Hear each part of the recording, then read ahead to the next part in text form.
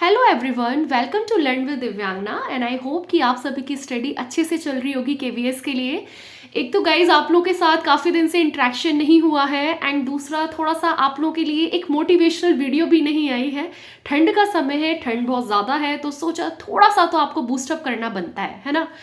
और देखो, सबसे पहली चीज़ तो ये है कि मैं आप सभी को, जितने भी लोग मेरे से जुड़े हुए हैं, इस चैनल से जुड़े हुए हैं, सबको दिल से बहुत ज़्यादा वाला शुक्रिया, क्योंकि आपने मेरी टीचिंग को इतना प्यार दिया है ना, that is unexpected for me, है ना। क्योंकि मैंने आपको पहले भी बोला था कि मैं खुद फ्रेशर हूँ, मैंने इससे पहले टीचिंग नहीं करी है, बट स्टिल मुझे इतना प्यार टीचिंग में मिला है कि मतलब मज़ा आ गया मेरे को तो एकदम से। तो वही चीज़ें, बस आप लोग अपने प्यार को बनाए रखें, बाकी मैं भी अपने अंदर धीरे धीरे करके इम्प्रूवमेंट करती रहूँगी समय के साथ, ठीक है। अब देखो, सबसे पहली चीज़ तो ये है कि भाई जो लोग अभी भी बहुत आलस में आ रहे हैं और ठंड मान के बस रजाई के अंदर जाके सीधा सो जाते हैं, बैठते तो वो बेचारे पढ़ने ही हैं, बट क्या करें कि ठंड इतनी है तो थोड़ा सा रजाई दिखती है और धीरे धीरे करके सरक जाता है अंदर, है ना। तो आपने ना ऐसा नहीं करना है, क्योंकि आपके आस पड़ोस के ना सबके, आपके जो फ्रेंड्स हैं सबका सिलेक्शन हो जाना है, फिर आप लोग रह जाओगे, तो आपको ना बड़ा गिल्ट होगा लास्ट मोमेंट पे कि यार इससे तो पढ़ लेते। देखो, पढ़ना आपको पूरे सालों साल नहीं है, सिर्फ ये ले दे के लमसम यही 2 महीने आपको पढ़ना है। अगर आप ये इन 2 महीने के अंदर अपनी अच्छे से तैयारी कर लेते हो ना, तो आप कहाँ से कहाँ चले जाओगे वो आपको भी नहीं पता है। एक आपका अलग ही फ्यूचर बिल्ड हो जाएगा, और जो आपके सपने हैं केवीएस के अंदर टीचर बनने का, या फिर कोई अदर भी आपका सपना है, तो वो भी भैया आपका पूरा हो जाना है। समझे बात को। तो बेटर है कि अगर हम अभी जितना टाइम है उसको थोड़ा सा आलस को दूर भगा के, और सिर्फ अगर हम अपने लक्ष्य की तरफ नज़र रखें ना कि हमें चाहिए क्या लाइफ में, है ना, तो बहुत अच्छा हो जाएगा। और देखो, बी प्रैक्टिकल, 4 साल बाद जिस तरीके से आपका पेपर आया है ये केवीएस का, तो एक तरीके से आप समझ लो कि हलवा तो पेपर आने वाला है नहीं, तो आपको लेवल भी अच्छा खासा मिलेगा, जिसमें कंपटीशन आप लोग समझ रहे हो कि कितनी कम पोस्ट पर और लाखों की तादाद में बेसिकली आपके जो फॉर्म्स है भरे हुए हैं स्टूडेंट्स ने। तो यहाँ पे तो भैया उसी का सिलेक्शन होगा जो अच्छे से अपनी तैयारी करके जाएगा, है ना। मैं कोई डरा बरा नहीं रही हूँ आपको, बल्कि मैं आप लोगों को, जिन लोगों ने अभी भी नहीं स्टार्ट करा है ना, आप अभी से अपना पढ़ना स्टार्ट करो, दिन रात की मेहनत कर लो, कुल यही कुछ महीने पढ़ना है और अच्छे से आपका हो जाना है। और जो लोग अभी बहुत ज़्यादा फोकस कर रहे हैं ना कि इंटरव्यू वगैरह पे, तो बेटर है अभी इंटरव्यू को हटाओ साइड में। इंटरव्यू तो भैया सेकंड स्टेज है आपकी, पहले तो आपने अपना रिटर्न निकालना है ना, और उस रिटर्न में इतनी कोशिश करो कि कम से कम 180 में से 150 का टारगेट लेके चलो, स्पेशली पीआरटी वाले, समझे, कि अपने 150 लाओ तो एकदम सेफ जोन में हो आप लोग। तो इस तरीके से आप लोग अपने आप को बेसिकली हिट करेंगे, टारगेट करेंगे। और दूसरी चीज़, एक और बात ध्यान से समझ लो, जो लोग ये बोल रहे थे कि हम लोग ऑनलाइन टेस्ट दे रहे हैं बट हमारे मार्क्स इतने अच्छे नहीं आ रहे, तो कोई ज़रूरत नहीं है घबराने की या डिमोटिवेट होने की। अभी आपके पास टाइम है ना, तो अपने आप को इम्प्रूव करो। और तुम ये देखो कि जो तुम ऑनलाइन टेस्ट दे रहे हो उसमें किस टॉपिक में तुम्हारे मार्क्स जा रहे हैं। जो तुम्हें अच्छे से आता है उसको बार बार रिवाइज करने की भी जरूरत नहीं है, क्योंकि वो तुम्हें आ रहा है। तो उसमें थोड़ा कम टाइम देके आप ये देखो कि जब आप अपना ऑनलाइन टेस्ट दे रहे हो तो कौन सा सेक्शन आपका वीक है, ठीक है। तो उस वीक सेक्शन पे आप लोग ज्यादा से ज्यादा वर्क करो, डिमोटिवेट होने की कोई जरूरत नहीं है। देखो, एक चीज ध्यान रखना, जब हम ऑनलाइन टेस्ट देते हैं ना, मॉक टेस्ट जिसको हम बोलते हैं, और जो आपका रियल पेपर आता है, दोनों में डिफरेंस होता है, ठीक है। थोड़ा सा मॉक टेस्ट में जो लेवल ऑफ क्वेश्चंस होता है वो भी काफी ज्यादा हार्ड हो जाता है, कई बार इतना हमें एग्जाम में देखने के लिए भी नहीं मिलता। तो कोई जरूरत नहीं है तुम्हें घबराने की, लेकिन आप लोग ये ध्यान रखो कि भाई आपके नंबर किस किस एरिया पे वीक हैं,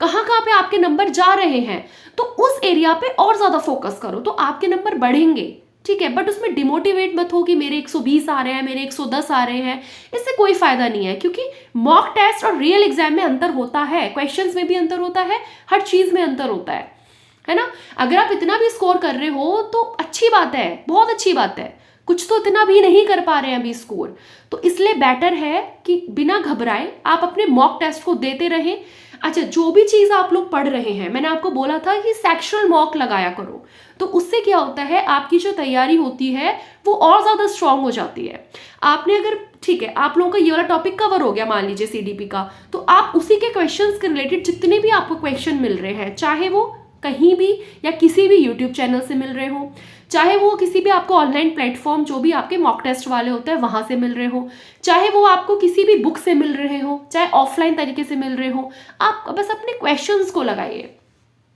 आपका फोकस सिर्फ ज़्यादा से ज़्यादा आपके क्वेश्चंस को लगाने पे होना चाहिए, है ना। अब जिनके पास बुक्स वगैरह नहीं होती है, देखो मैथ्स वगैरह के लिए मैंने आपको बोला था, आपको आपका टॉपिक पता है ना कि ये टॉपिक आ रहा है, सीधा यूट्यूब पे जाओ, उस टॉपिक को डालो भैया, एक से एक वीडियोस आ जाएंगी और बस अपना करना स्टार्ट करो, क्योंकि आपको आपके कॉन्सेप्ट पे पकड़ बनानी है, ये चीज़ इंपॉर्टेंट है, ठीक है। अब दूसरी चीज आती है कि करंट अफेयर्स के लिए जो लोग बोल रहे थे कि करंट अफेयर्स के लिए क्या करना है, देखो करंट अफेयर्स के लिए मैंने आपको पहले भी बताया था, अगेन मैं बोल रही हूँ, जो स्पीडी की बुक आती है ना करंट अफेयर्स की, it's more than sufficient for the current affairs, ठीक है। There will be no need की to go here and there, yes it's more than sufficient, आप लोग वहां से आसानी से कर सकते हो। अभी वो 1 साल की आई है, जनवरी 2022 से जनवरी 2023 की आ गई है स्पीडी, इंग्लिश में भी आती है, हिंदी में भी आती है, एटलीस्ट देखो 6 मंथ का तो अच्छे से कवर करोगे ही करोगे, बट कोशिश करो कि 8 महीने का या 10 महीने का बहुत अच्छे से कवर कर जाओ अपना करंट अफेयर्स, ठीक है। आपको पता है कि करंट अफेयर्स में हमारे ये टॉपिक्स आते हैं, लाइक ऑर्गेनाइजेशंस आती हैं, अवार्ड्स आते हैं, ठीक है, और भी काफ़ी चीज़ें हैं, ठीक है, जो पर्सनैलिटीज़ होती हैं, है ना, बहुत सारी चीज़ें हैं। मैंने इसके रिगार्डिंग भी एक पूरी वीडियो बनाया था कि करंट अफेयर्स में आपको कौन कौन से टॉपिक्स को कवर करना है, जिसको अभी भी कन्फ्यूजन है, एक बार उस वीडियो को भी आप लोग वॉच कर लो, KVS वाली प्लेलिस्ट में मिल जाएगी आपको।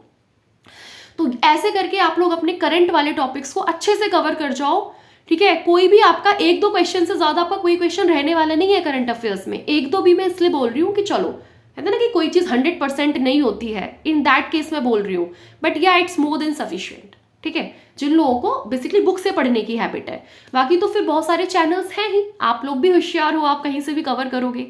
EVS के लिए जो बात आई थी वो ये थी कि भाई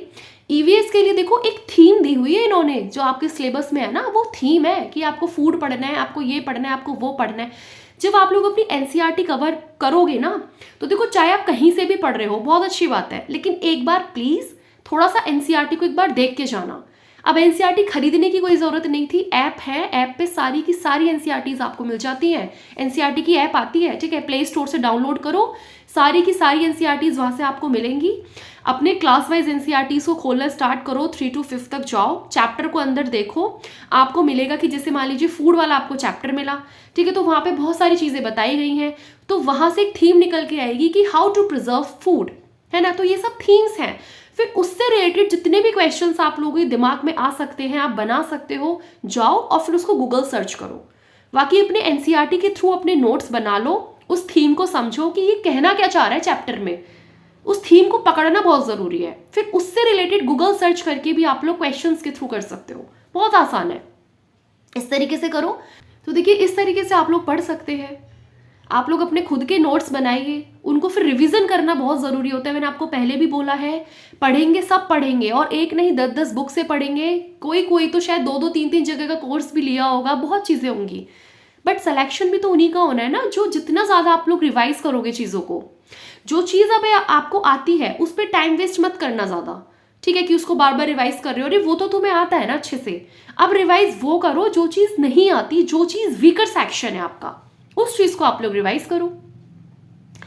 उसके बाद पैडागॉजी की बात आती है, तो देखो पैडागॉजी की अगर मैं आपको बी ऑनेस्ट तरीके से बोलूँ तो कोई भी एक बुक पैडागॉजी को कवर नहीं करती है, क्योंकि ये अपने आप में बहुत ज़्यादा वास्ट टॉपिक हो जाता है, ठीक है। अगर मैं बोल दूँ कि CTET की ये बुक ले लो, वो बुक ले लो, तो सारी चीज़ें उसमें भी नहीं आपको मिलेंगी, कुछ कुछ टॉपिक्स आपको मिल जाएंगे। अभी क्या है, मार्केट के अंदर 2 टीचर्स की बुक भी आई हैं, एंड आप लोग जानते भी होंगे उस चीज़ को, तो आई थिंक मुझे बताने की ज़रूरत भी नहीं है। आप चाहे तो जो भी आपको अच्छी लगे अपने सिलेबस के अकॉर्डिंग, मैं किसी को वो नहीं बोल रही कि यही लो वही लो, ठीक है, ऐसा कुछ नहीं है, जो आपको सही लगे आप उस किसी भी एक बुक को ले लीजिए,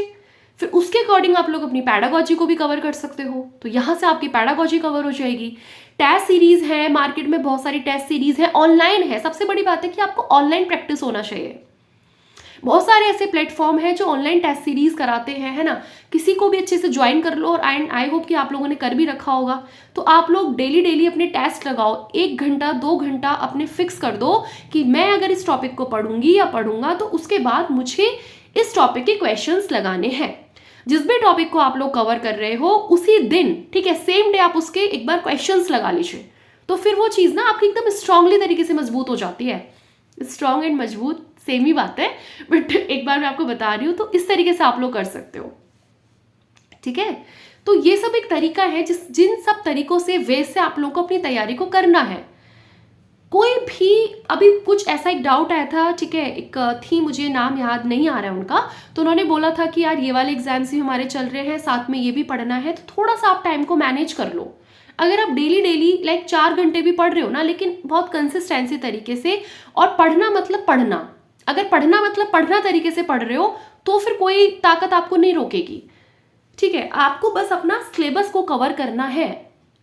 आप समझ लो आपके पास एक पूरा सिलेबस है, उसको देखो कि हाँ मुझे इस सिलेबस में से ये चीजें मेरी कवर हैं, जो जो कवर होती जा रही है उसको टिक करते चले जाओ, क्योंकि इसके पीछे बहुत बड़ी एक साइकोलॉजी होती है। जब हम अपने जब हम टिक लगा देते हैं ना, ये हो गया, तो एक दिमाग पे होता है, एक पॉजिटिव वाइब्स अपने आप आती है कि चलो मेरा इतना कवर हो गया, है ना। तो जो भी आप टॉपिक को कवर करते रहेंगे उसको आप टिक लगाते जाओ साथ के साथ। तो ये भी एक साइकोलॉजी इसके अंदर आ जाती है कि हाँ थोड़ा सा माइंड उसी तरीके से हमारा बिहेव करेगा, थोड़ा सा हमको पॉजिटिव लगेगा कि अरे चलो इतने मेरे हो गए, है ना। अब आप खुद सोचो, दूसरी तरफ आप टिक विक मत लगाओ तो आपको एक टेंशन सी रहेगी, अरे यार अभी तो इतना बचा है। इस तरीके से आपको अपना पढ़ना है। और मैंने आपको एक चीज़ बोली थी, खुद को मोटिवेट करने के लिए एक और चीज़ होती है कि भैया उल्टी तरीके से काउंटिंग लिख लो। सीधी तरीके से लिखोगे ना तो लगेगा अभी तो बहुत डेज है, तो वो डेज वेज नहीं, थोड़ा सा रिवर्स में काउंटिंग लिखो, तो फिर आपको लगेगा कि अरे यार इतने दिन बच गए हैं, इतने दिन अभी रह रहे हैं, इतने दिन बचे हैं। तो एक अलग से आप लोगों को, ठीक है, उनके लिए बोल रही हूँ मैं स्पेशली, जो बहुत ज़्यादा आलस कर रहे हैं पढ़ने में, तब आपको पता चलेगा, जब थोड़ी टेंशन हो जाएगी ना तो पता चल जाएगा आपको कि आपके पास कितने डेज हैं। तो इस तरीके से आप लोग अपनी तैयारी को करेंगे, अच्छी तरीके से करेंगे। बाकी पॉजिटिव होके पढ़ो भाई, जो भी पढ़ो चाहे थोड़ा पढ़ो पर पॉजिटिव होके पढ़ो। ये तो बिल्कुल मत सोचना कि हमारा पेपर नहीं निकलेगा। भैया तुम जैसों का ही पेपर निकलता है, एलियंस तो होते नहीं है जो पेपर्स जिनके निकलते हैं, हम तुम जैसे ही होते हैं जिनके पेपर्स निकलते हैं, ठीक है। बस कॉन्फिडेंस रखो अपने अंदर, अब विश्वास रखो कि आपका पेपर जरूर निकलेगा। बस एक सही स्ट्रैटेजी के साथ अपनी तैयारी करो, बाकी सब अच्छा होगा, ठीक है। बाकी तुम लोग मुझे बहुत ज़्यादा तुम प्यार दिए हो मुझे, लिटरली एंड बहुत ज़्यादा दिल से थैंक यू। इसके लिए कभी अलग से एक शॉर्ट बनाएंगे तो वो बात की बात है, बट आप लोग बस अपना पढ़ते रहें, ठीक है। जितना आपसे मेहनत हो रही है अच्छे से आप लोग अपनी मेहनत को करते रहें, नोट्स बनाते चले, नोट्स नहीं तो बस चीज़ों को रिवीजन ज़रूर करते रहना, और ज़्यादा से ज़्यादा बस क्वेश्चंस की प्रैक्टिस करो। कोई एक भी टॉपिक कवर करते हो उसको सेम डे कोशिश करो कि उसके क्वेश्चन की प्रैक्टिस कर लो, फाइन। बाकी कोई भी प्रॉब्लम है, डाउट है, क्वेरी है, कमेंट सेक्शन हमेशा से आप लोगों के लिए खुला हुआ है, ठीक है। And wish you all the very best, stay happy and stay blessed, and thanks for watching, thank you so much.